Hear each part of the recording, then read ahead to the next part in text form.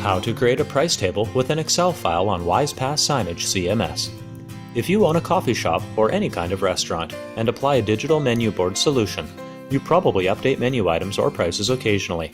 How do you create a menu and price tables with an Excel file easily? Before we get into the topic, let's take a look at the system architecture. Prepare an Excel file in your local computer, upload and edit in the server, then dispatch the program to client devices that are related. First, prepare an Excel file on a local computer. Make sure you have identified and named the columns and rows. Click Excel to add the first table. Select the table style you want. Today, let's choose the vertical way. Input the number of cells or rows you want to create.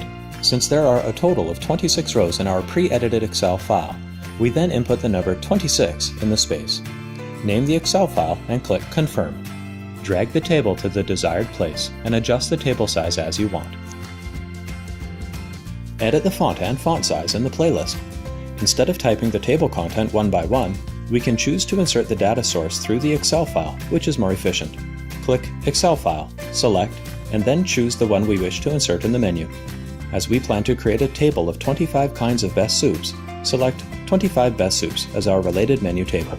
Switch to the Excel file and double-check the index of each row and column.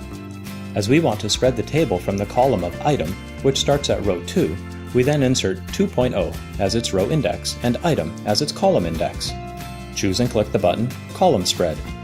Then the table would spread vertically as we planned. Here you can see the listed 25 best soups on the menu.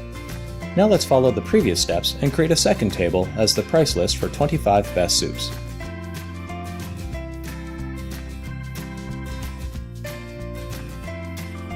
For the remaining categories, including shakes, mocktails, and side dishes, we also follow the same steps to complete its price table.